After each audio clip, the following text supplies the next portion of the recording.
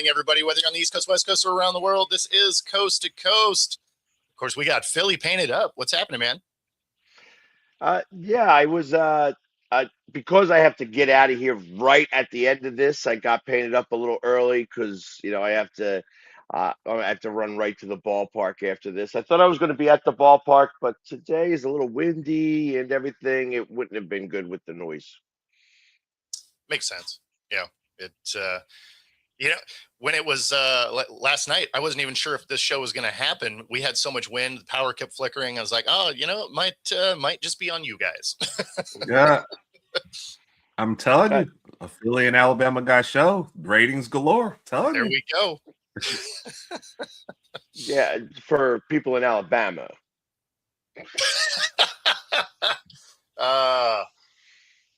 But I don't so, know how to take that. Okay, so Philadelphia hates us. Is that what you're saying? That's no, I don't. I don't hate anybody from Alabama. I don't. Other than you, I don't really know anybody from Alabama.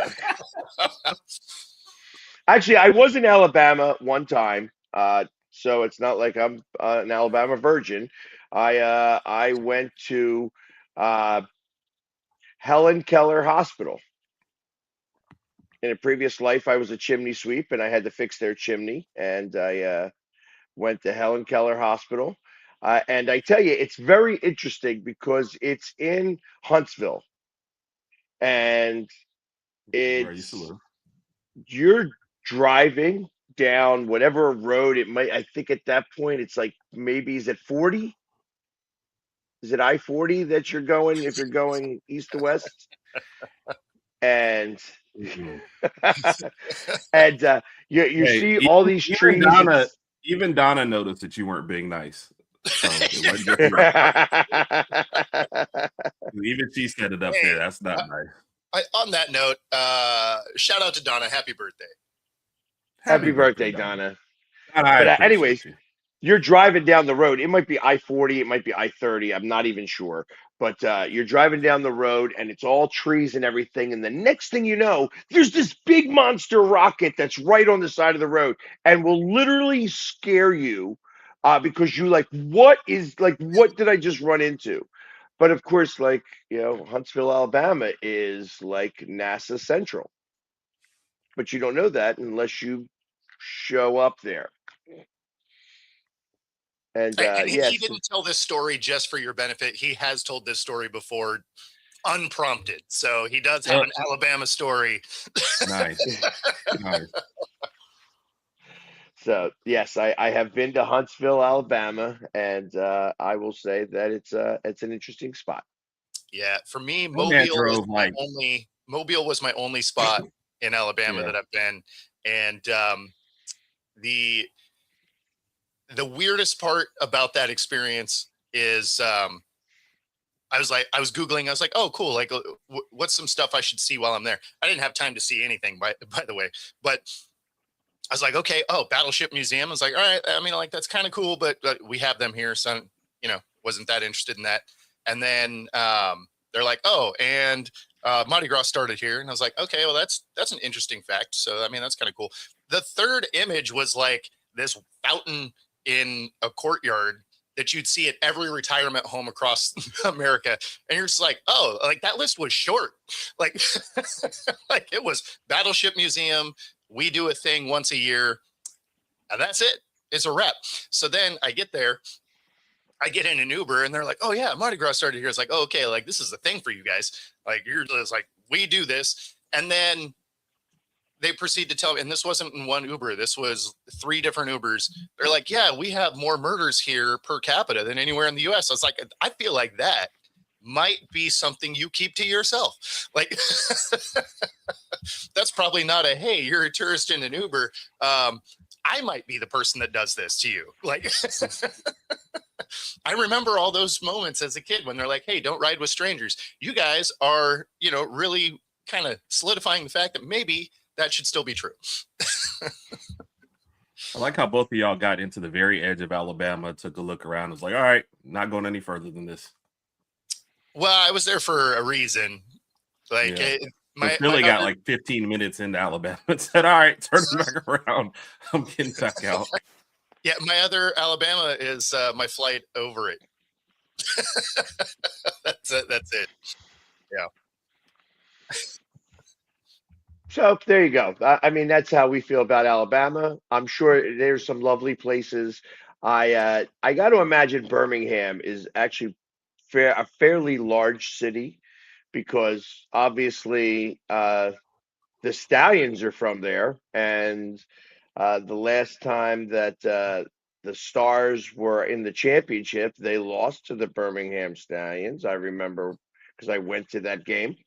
That was you know then the USFL like folded. I think the Stallions won 2 years in a row, and then it became the UFL. Yep. Right. And they won 1 year in the UFL. Conversely, I've never even made it to Philly. So Yeah, I tell people like, listen, Philadelphia is an amazing town. There's lots to see here. Don't invest any time listening to the story of the Liberty Bell. That's, go get a cheesesteak anywhere. All the cheesesteaks are great. Like you don't have to go to Pat's or Gino's unless you want to go to where the cheesesteak was originated. But other than that, it's I tell people, listen, you could go and take a picture with the Liberty Bell, and that's amazing. Or you could listen to the story where they tell you for an hour how it's big, it's gray, it's cracked. They fixed it, it cracked again. there you go. There's the summary. Go get some food. Exactly. But they also like you go and take a tour of Independence Hall and stuff like that. Amazing. I'm cast out. I've never been to Philly. You're out. He'll be coming soon enough. Yeah, I mean the plan was actually to have gone there last year when the Mariners came. Yeah, was supposed to go for that, but timing just didn't work out. Oh, born in Philly. Okay. There we go. See, Philly has greatness all over.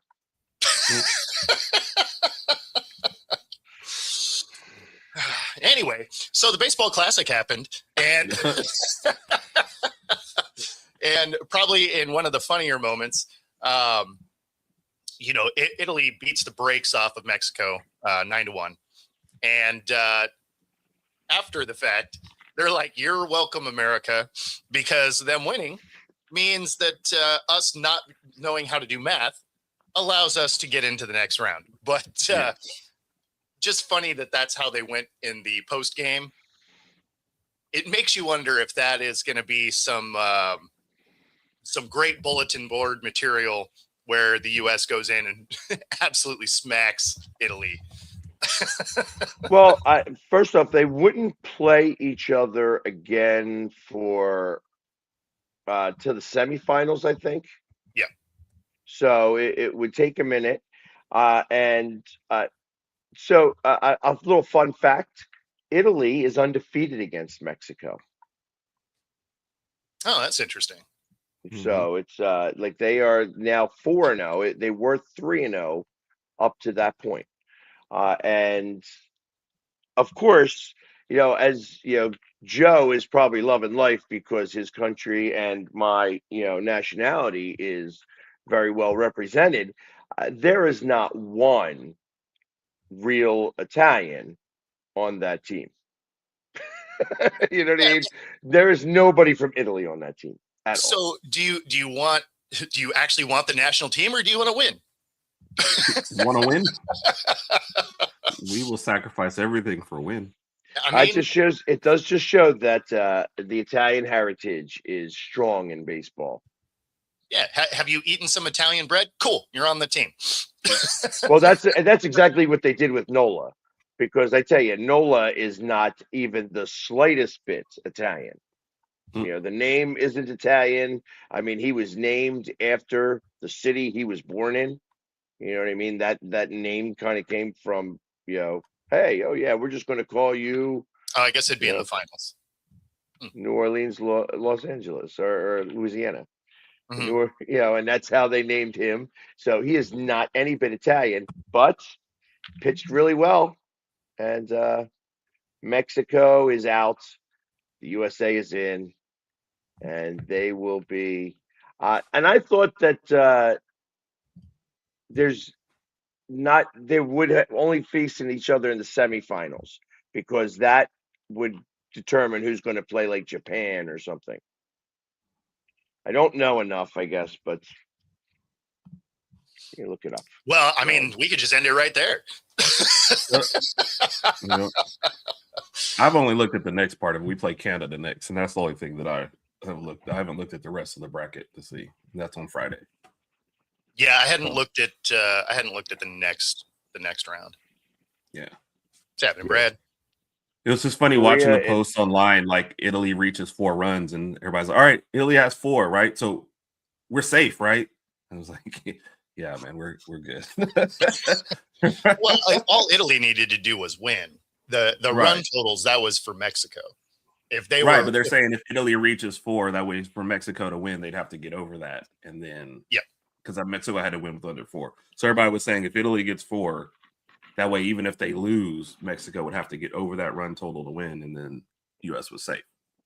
Oh, yeah. I get what you're saying. Yeah. It brought out the math side of most Americans and the hanger because one guy was like, can't you read, expletive? So I was like, yeah, nice, guys. Sports brings us all together. Yes. It doesn't make you get along, but it brings you together. No. Man. So, and as I'm looking at it, it's so we start with Canada, and Korea goes up against the Dominican Republic, and then it would be Puerto Rico versus Italy.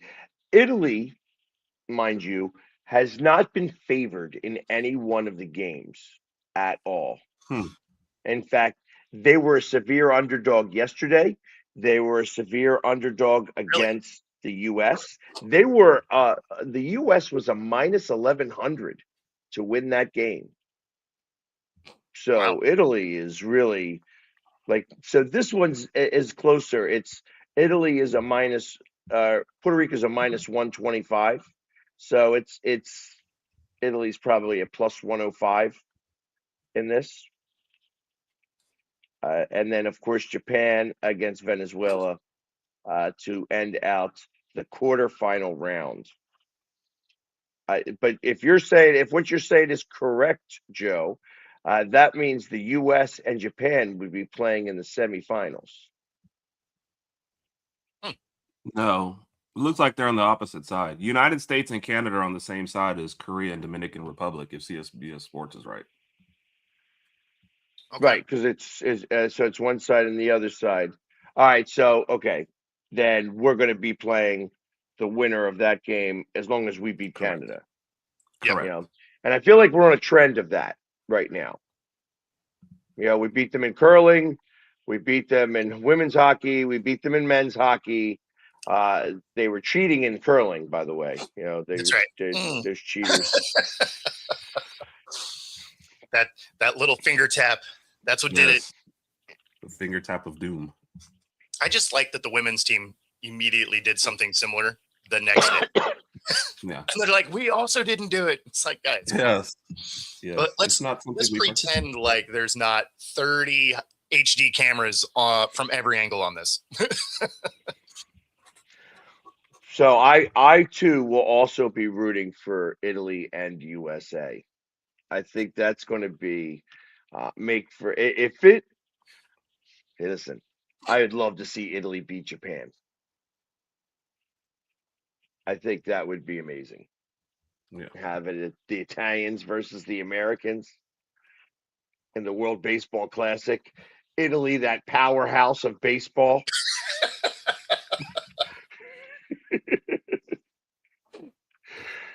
So. I like that this is just the hater show, but it's the other way around. We're just like hating on random stuff.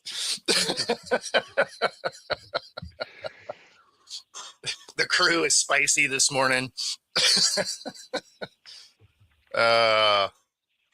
But we're also inside of 2 weeks away from opening day.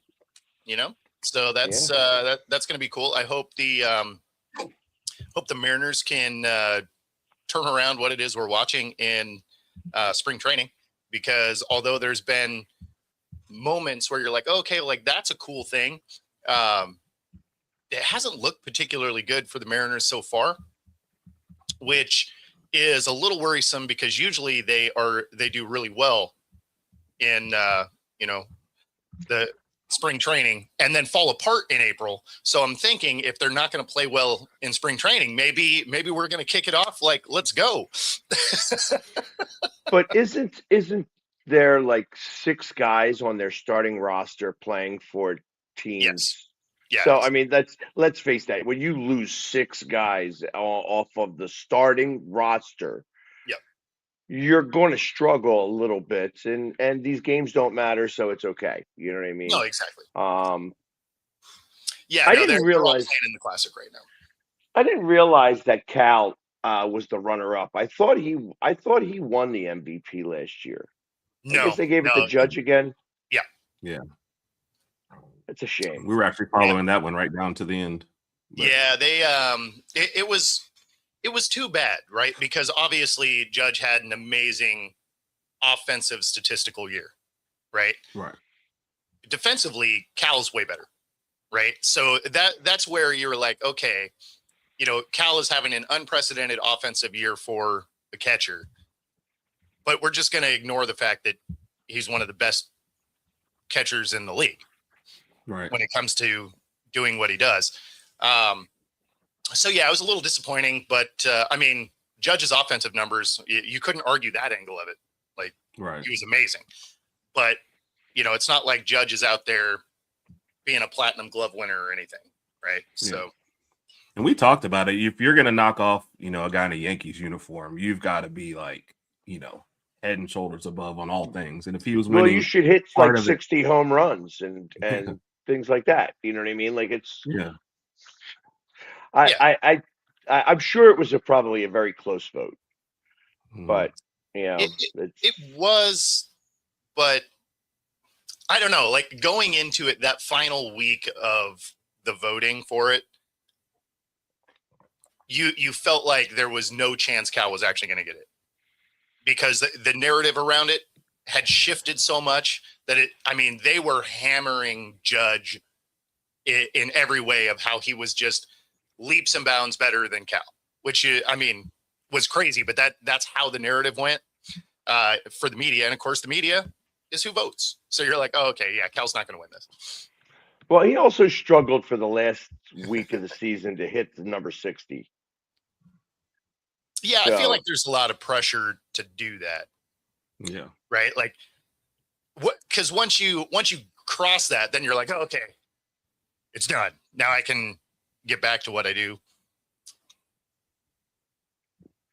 Yeah, and obviously, Nick, you're right with that. It's like he did have much better stacks, and Cal did hit a lot of home runs. The problem is that nobody else really hits as well. He would have had a good amount of RBIs if there were guys who could get on base better. Exactly. So I feel like that some of that is okay. Now, maybe he wouldn't have gotten those 60 home runs because they would have pitched around him more if guys got on base. So when you're hitting like 35 to 40 solo home runs, it's a little bit of a different scenario because you're not really concerned about it. You're attacking him, and he was to be able to hit. That being said, going into this season, after he hit 60 home runs last year, what are your expectations, Bo, on where he would be this year? As far as like a home run total? Yeah.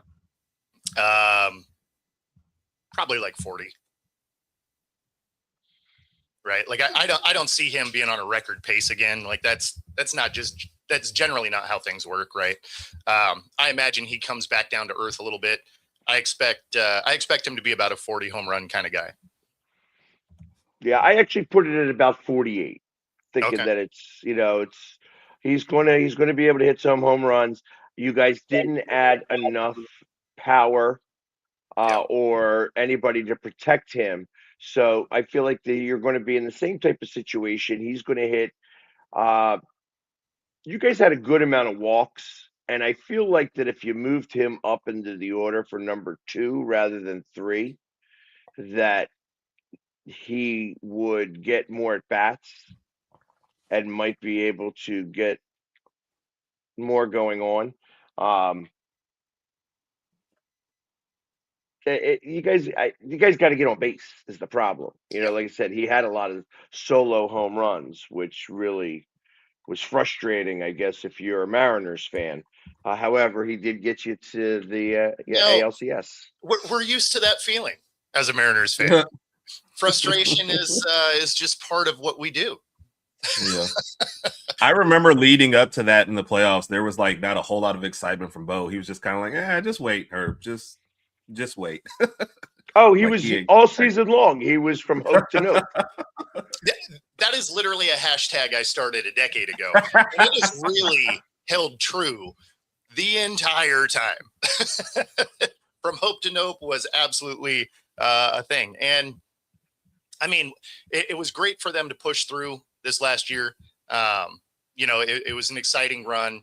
Obviously, it came up one series short. Not that I think they would have taken down the Dodgers anyway, but it at least was, fun to watch, and, not the frustration that they're frustrating because they fail in the same way every year, I guess is probably what it is. Like, it's the most predictable roller coaster. And so when you're watching it, it'd be one thing if their peaks and valleys were at least at different times, but they did the same arc every year for 20 years. So you're just like, how do you guys do this it hasn't mattered who the players are. It just doesn't make any sense. So, well, consistency is key. I mean, no.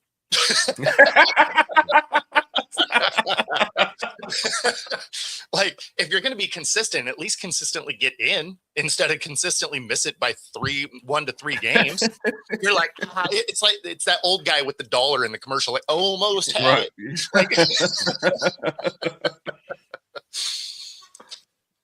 yeah, no, it's so I'll be curious to see if they go back into the roller coaster we're used to seeing, or if we have something that mirrors last year, right?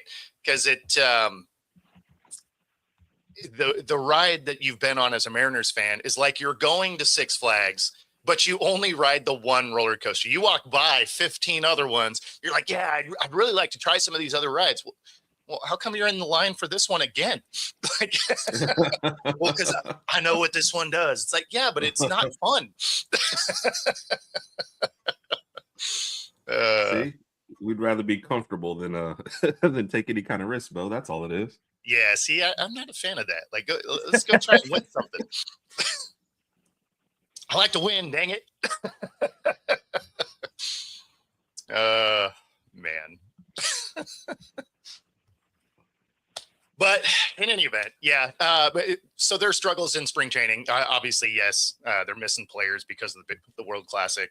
There is actually a couple of cool things that happened for the Mariners, though. They have a young pitching prospect that I think his name is Logan. I have to look again. I don't remember. He dispatched the Rangers in 12 pitches and was hitting just under 99. It was like 98.9. miles an hour as a pitcher. So, that's encouraging, right? You're getting to see some of these prospects, and, that stuff looks kind of good. So there's been brief spots where you're like, okay, I like that. But then there's the other end of it where, the Padres just absolutely destroyed them 27-6. So then you're watching that and you're like, oh, well, I mean, okay.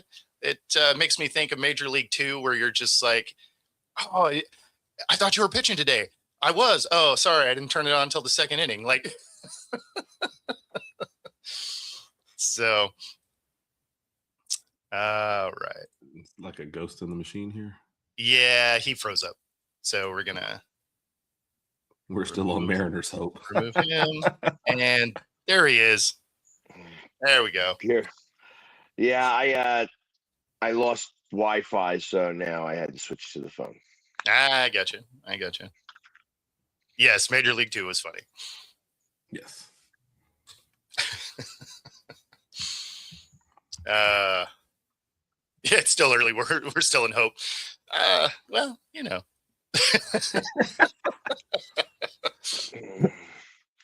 It's hard to tell when everybody's playing for different teams right now. Yeah, that's true. Yeah, and they don't want to shake each other's hand. Yes. Did you make a whole lot of that, or was it just kind of like, no, whatever? I never make a lot of that. Like that's a pre-game gamesmanship thing. You know, if it was after the game, like that's different. But like at the plate, you're like, nah, get out of here with that. Like, I'll say hi after the game. I'm trying to beat you right now. So, yeah, that's what I figured. It felt like one of the bigger non-stories, and I'm like, why am I seeing multiple articles about this? Like, they're competing right now. Because Arizona actually got, was the one who was like very unhappy, upset about he was mad about it. I tell him get over it. Like, y'all are playing, so I love Raj, but if we're competing against something, like I don't remember that guy for a minute. So no, for sure, right? Like you're that's I would knock the ball out of your hand. Yes. I'm that guy. If we're playing basketball, my mom drives the lane. Like, I'm throwing that one into the first row. We can be great afterwards, but during the game, no. Yeah, I mean that's the thing, right? Like everybody's making it into something, and Rosarina was mad about it. He went into the presser afterwards, and was talking, right? But at the same time, I don't know, like in the middle of the game or whatever, that just seems like a gamesmanship thing. If he would have done that after the game, then I could see it, right? Yeah. If after the game everybody's dabbing each other up and you're like, it's like, okay, you should be mad at that. But I mean, it was in a plate appearance. Like, come on, right? No, it's not that. I agree. Oh well, but you have to have drama. Yes. Mm-hmm. Yeah. Well, and it also lets you know that there wasn't a lot of sports news that day when every outlet is picking that up. Don't even want to talk about the game. We're talking about a handshake that didn't happen in a plate appearance. Yeah. Yeah, no, exactly. Messing with it, he's like, no, I'm trying to beat you right now, not shaking your hand. So such is life. So, anyways, in other news, we had an 83-point game in the NBA, and the part about that, so it goes in as the second highest single person point total, right, ahead of Kobe. 43 free throw attempts, though. There was roughly there was almost 80 free throw attempts in the game. I feel like that needs to be looked at a little bit. Like, I mean, you're calling a foul on literally everything. And if you have almost 80 free throw attempts in a game, how long did that game go? Yeah. That's not like a timed part of the game. Was that like a 4-hour basketball game? Like, what are we doing? And if you look at it, a lot of it was Washington starting to double and triple team him. And then when they just couldn't stop him, they would foul him and hope instead of him hitting this bucket, we'll make him shoot free throws. So at first, when I saw that, I was thinking, okay, like, is he getting a lot of ticky-tack? No, Washington, that was like part of the strategy down the stretch. It just ended up being really, really ridiculous. And it kind of shadows the fact that he was having a great performance like before all this. He had like 31 in the first quarter. He was already on a heater. And I think going into the fourth, he was just trying to chase LeBron's record, I think, for the Heat. He'd already passed Wade's, and he was just trying to go for that. And then it just kind of fell apart. It ended up in kind of a farce where we're double, triple teaming him. Every Heat rebound, they're throwing it back to Bam. It just like you looked at those last end of game situations, and it just looked like we're not even playing basketball anymore. We're shamelessly going for a record in a blowout game. And there's 3 guys around him, and I'm still throwing him the ball back. And those 3 guys are like trying to do like it was just wild, It takes away from something that could have been a major accomplishment. Yeah, well, that's the problem, right? Is you see the 83 points, and you're like, that's amazing. And then you look at how they got there, and you're like, I mean, like that, like cool, I guess. But when you think of Kobe's, he had 20 free throw attempts in his. Now, don't get me wrong, you still have to hit the free throws, right? He was 36 for 43. So, I mean, it's not like he was out there and had, a terrible time at the line or anything. You still have to sink the baskets. But right. I don't know. This record feels different than, those other high point totals that happened in a more organic way. And aren't they, did I not read that they were investigating that in total? They're not, but there's been a lot of people in media, and I even made a funny little graphic for it. But no, they're not investigating it because a lot of it was them just mugging him. Right. And they're like, you're not going to get the record, so we're going to make sure you get the record. Which is weird because you read what they were saying, and they were trying to stop him from getting the record, with the triple team. Once they got there, it's like they felt like they couldn't stop it. And so it was fouls instead of letting them have it was just a dumb situation all the way around. Yeah. Like I said, didn't he have like 70 going into the fourth quarter or something like that? I mean, 31 in the first. He was already playing great. This could have just been a great game and something to talk about. But once he specifically was going for Kobe, I think everything really, really fell apart. Yeah. Yeah, I don't know. Like it was, I didn't watch it in real time, right? I went back and watched it. And yeah, I mean, I don't know. Like some of it was ticky-tack early on, right? Because they were making a lot of calls. I think the free throw disparity was like 50 something to 27, something like that. So I mean, like they called a lot of stuff before it became just hack a shack at the end, where they were just hitting them no matter what. But yeah, I mean, I don't know. If you're looking at it earlier in the game, then you could make a case for, hey, you should probably investigate some of this, but nobody's actually investigating this game. And, realistically, a week from today, nobody's even going to remember how he got to the 83. They're just going to remember that he had 83. So ultimately it fades away and the number stays. So, yeah, for sure. But, all right. You guys are chatty this morning. Well, I keep thinking Philly's about to jump in, so I'm like, all right, he's got something. He even sat up, so I was like, all right, he's about to he sat up to go, I got nothing. Well, you know what? I didn't see the game, obviously, and it's I mean, when I think about it, he had 31 in the first quarter, but he went 7 for 22 from 3. Yeah. So it's like, imagine if he was actually really on. Right. Like no, if he for had sure. gone, like he could have gone after that 100, that 100-point game. At what point is it that, I mean, they scored 150 points in the game, so he definitely got more than half of the points, and I'm sure they were feeding him and such like that. And I got to imagine that was the reason why they started to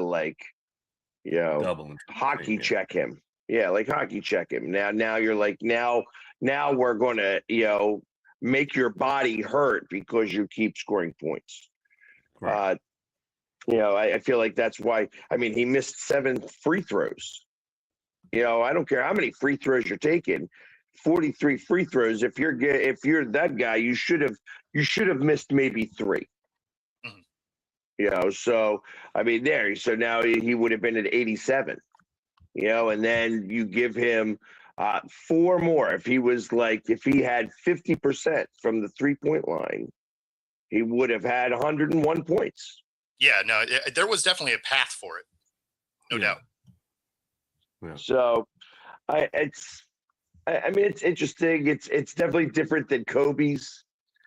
Kobe was always like the best player on the court. For this night, obviously, he was the best player on the court, and everybody knew it.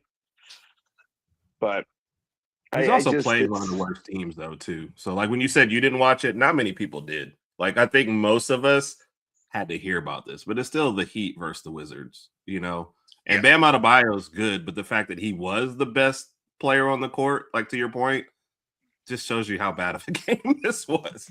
This was, the best two players that the Wizards might have right now are not even, playing on the team. Both acquired in trade. So maybe they had changed. Unless you were a fan of the Heat or the Wizards, you weren't watching this game. Yeah. Because from the outside, you're like, Heat versus Wizards. Like, yeah, that's not going to go great. You've got to have NBA League Pass, I would imagine, and otherwise, you're not getting this game. Yeah, and even if you do get the game, you're like, yeah, I think I'm all right. Like, I'm just like Bam would have to be my cousin or something, for me to flip over, or there'd have to be some sort of relationship there. He's like a second cousin. I'm not watching the game. Well, it's because it's somebody like beating up on their second cousin. Like that's what that game is. You're just like, oh yeah, the Heat is going to just roll through the Wizards. And, so yeah, I wouldn't have been turning that on anyway. Maybe that's what the investigation was. It wasn't the Washington Wizards. It was the Washington Generals.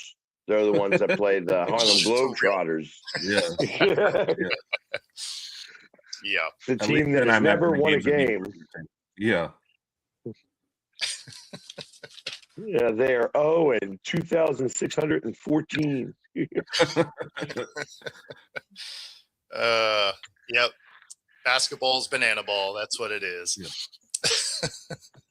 So what I said yesterday did not come true. We did not get Max Crosby. Yep. So I still think it's going to happen today. I'm sticking to it until he becomes unavailable. Well, I mean, for that to happen, trade deadline's week 10. So, I mean, there's plenty of time. However, the Ravens are getting investigated now for a couple of other things, and it's there was a report that came out yesterday. The Ravens and the Eagles made a trade for a cornerback who had been sitting. And, the Ravens, the general manager says, oh, yeah, he's a healthy scratch.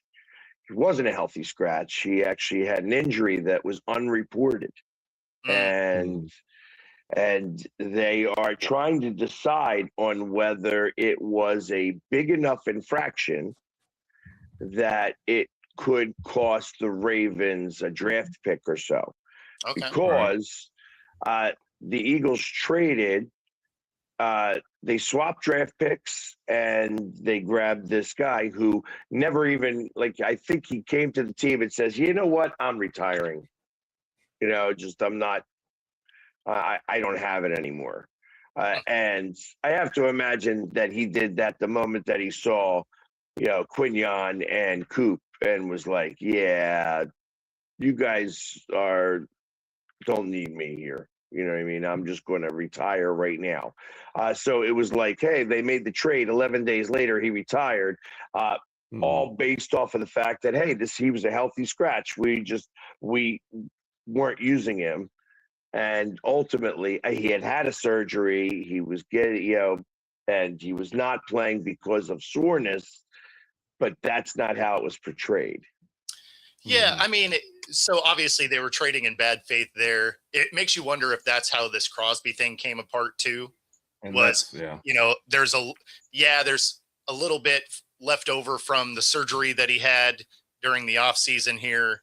And, did they take that moment to be like, oh, well, we can back out of this thing, get our picks back and go get Hendrickson because this isn't official because it was tampering. It wasn't officially signed yet. And that's why I was curious if is Crosby actually in worse shape than we think?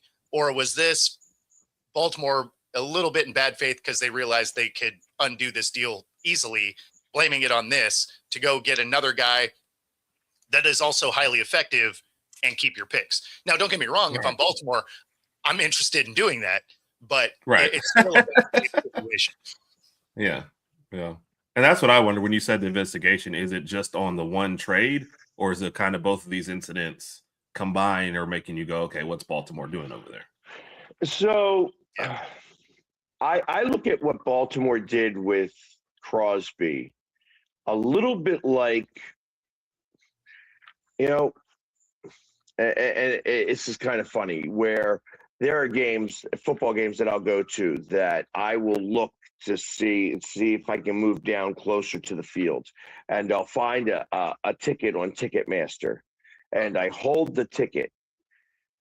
And if you go and hold that ticket every 10 minutes, the ticket comes off of the board, so nobody else gets to see it, but I'm not actually buying the ticket.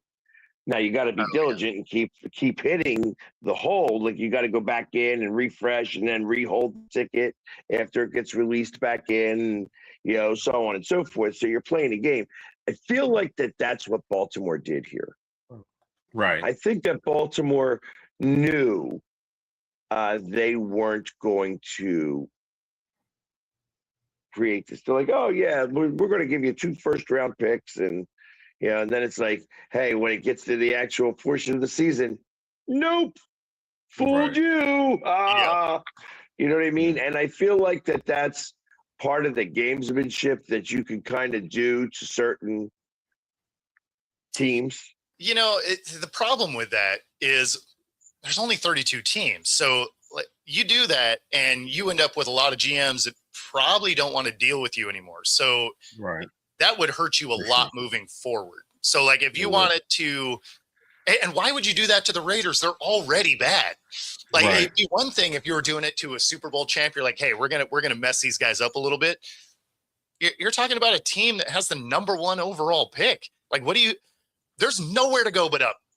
You're not doing that to Super Bowl caliber teams, because Super Bowl caliber teams aren't making those situations occur. Yeah. Well, no, but what my point is there is it's a small community. And if you are doing that, other GMs, it's not like they're not going to know, right? So they're going to be like, I'm just not going to deal with this guy.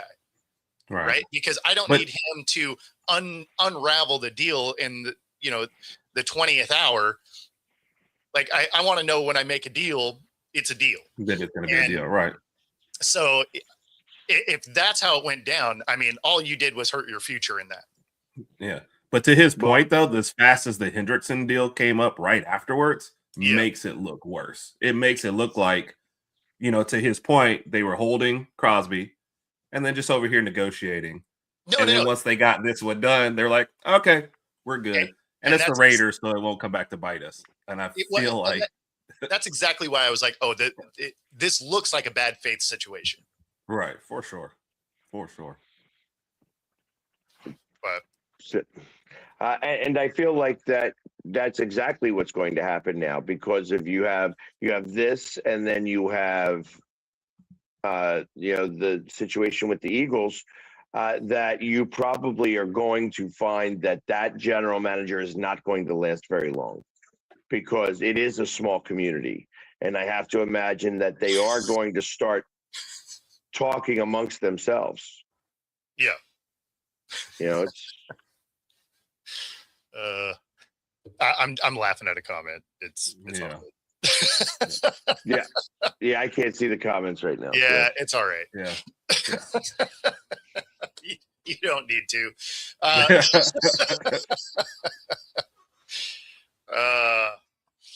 Outside of that, though, I mean, the rest of the free agency kickoff really has gone pretty smoothly. Usually there are a few deals that get unraveled.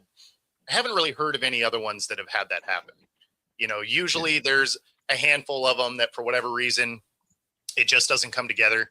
And it sounds like outside of the Crosby one, they've pretty much all just kind of cruised through. Yeah. Nothing major, honestly, coming through. And then we the little tweet that we came out, somebody thinks that for sure Kyler Murray is going to the Vikings. And kind of maybe they didn't watch our show. Like, well, I don't know what people are doing. I mean, the thing is when you're looking at it from the financial standpoint, it makes all the sense in the world, right? Because you're going to get him for the league minimum. They don't have any cap space. So, when you're looking at it from that end of it, him going there makes a lot of sense. He just doesn't really fit what O'Connell likes. So that seems like it could be its own issue, right? Which is why I thought he would be better for Pittsburgh. But I mean, realistically, he could end up there. I mean, Cousins would be the better fit. He's available, knows your system, knows your guys like that. Obviously, that is the easiest plug and play guy. Kyler, you get for nothing. So you get to do the Russell Wilson action that the Steelers did. Right. So I don't know, like I get it, but when you're looking at the fit, it just isn't a great fit. Yeah, no, I agreed with you said it, but and I always wonder how this is going to impact Justin Jefferson if he gets a guy like this and they have another wasted year.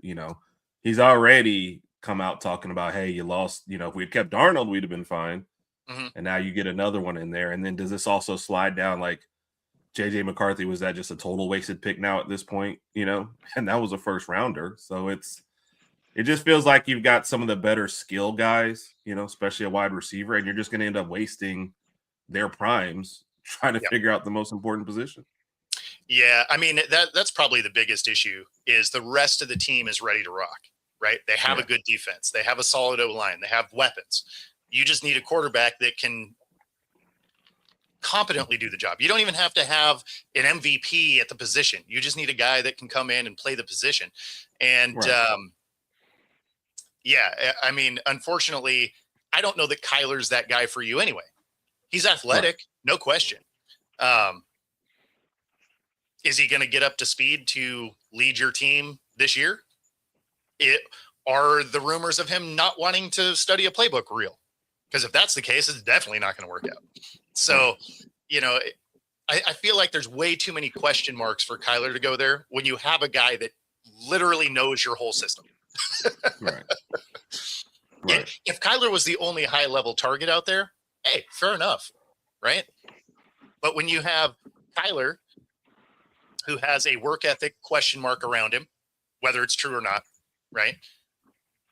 Or the guy that ran this system for years. I don't know. I don't think the money is going to be that different between the two either. I think Cousins wants to start, and his opportunities are going to be pretty limited. Yeah. Especially at this phase and the way things went with Atlanta. So for sure. But it's probably worth taking a flyer on for a year. Mm-hmm. And then, I mean, you still have to, like I said, you have to figure out what you're doing with JJ McCarthy. Are you punting on that whole situation? So I don't know. Kyler would not be my would not be my pick. No. Like I said, money sometimes talks. And if it's cheap, they're like, he was a starting quarterback. He was a number one pick.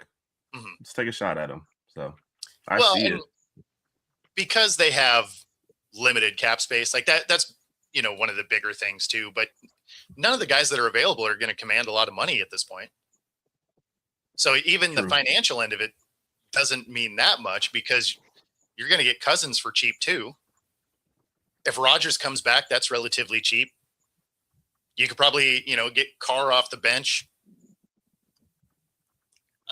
I mean, Carr is your last option there, but I mean, like, right. All these options just sound Carr's skill set is more what O'Connell likes. But what my point is none of these guys are going to make a lot of money. Right. So the fact that they don't have a bunch of cap space doesn't matter because you're talking about four dudes that are going to be around a vet minimum anyway. Rodgers probably the most expensive of them. Yeah. Right. But I don't think Rodgers goes to Minnesota. No, I don't think so either. Yeah. Does he come back to Pittsburgh? It's more likely that than anything else. I think that he's probably going to retire. I mean, I know that I know Donna's gone, but she'd be excited about that. She'll be hoping for that. Yeah. No, I think you're kind of right. Like, I don't see a lot of reason for him to come back. Like, that team's not going to be good. The Steelers are going to enjoy their first losing season in 20 years. And I don't know that Rodgers necessarily wants to come back to that. Him going to the Vikings, he gets to finish the Brett Favre arc. So, I mean, that could make some sense. Yeah, I don't see that occurring. No, me either. I don't see him doing that. I thought maybe there would be a better chance of him going to like Miami, where Miami may have thought that they had something going on.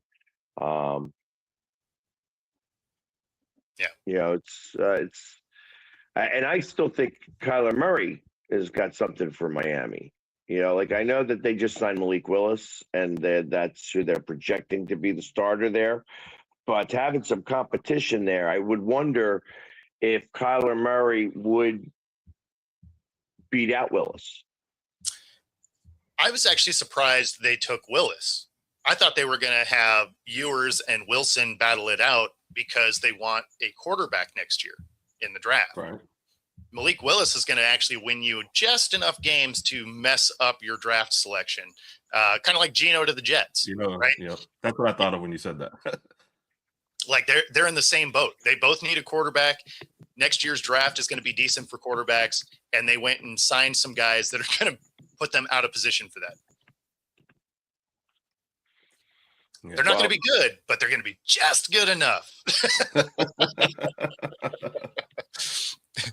Yeah, even when. Please retire. Yeah. Wynn's never been a fan of Rodgers. I think we're all with that. So. But I feel like that. I think Rodgers retires. I think, Minnesota. Tua hasn't signed anywhere yet. I know that they were talking about the Falcons. No, it sounds like that's a done deal. It sounds like him going to the Falcons is done. And to what, he's going to compete there for the starting job? Yeah, that's what they're saying. Yeah. But they have a similar skill set between the two, right? They're both lefties. They both move in the pocket very similarly. They both will miss half the season. So, between the two of them, you have a starter all year. Yes.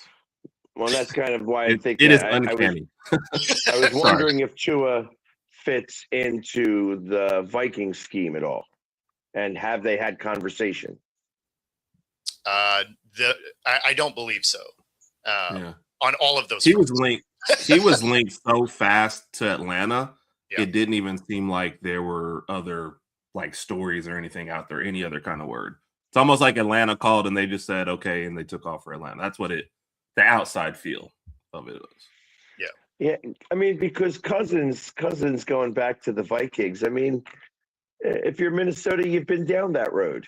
Why would you want to go back down that road again?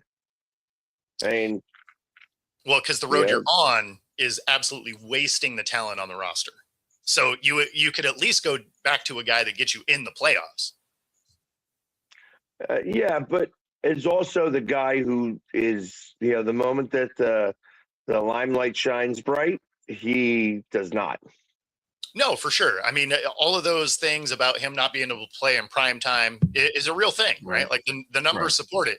And the problem with playoff games is they're all in prime time.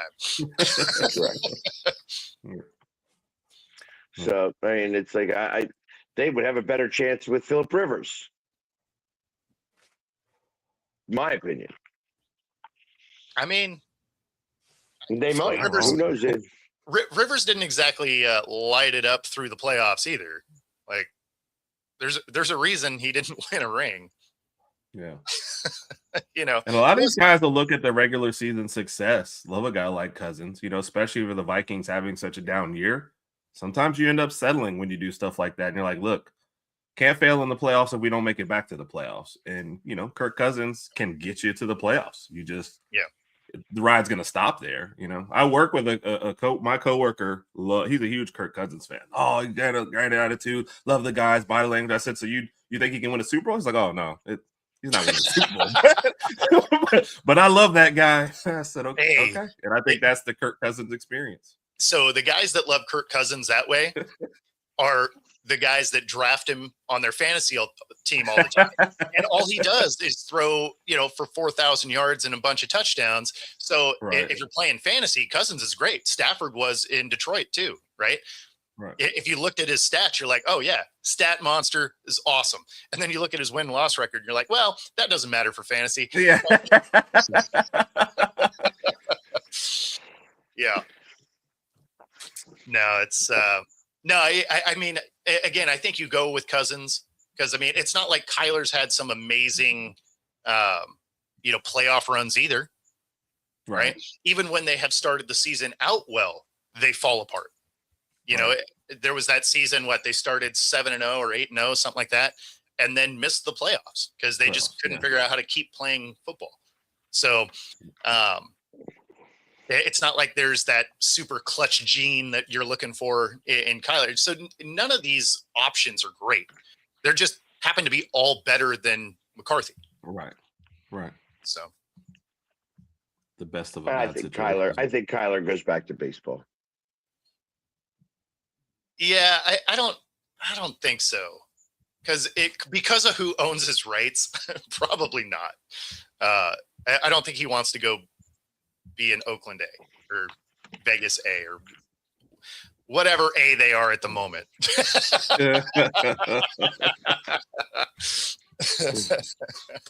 And yes, that was said exactly how it was supposed to be.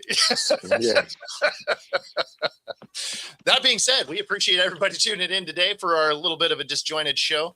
If you're listening on the radio, stay tuned. Got some smooth jazz headed your way coming up next. Otherwise, we will see you tomorrow. Take it easy, everybody. Smooth jazz. Yeah.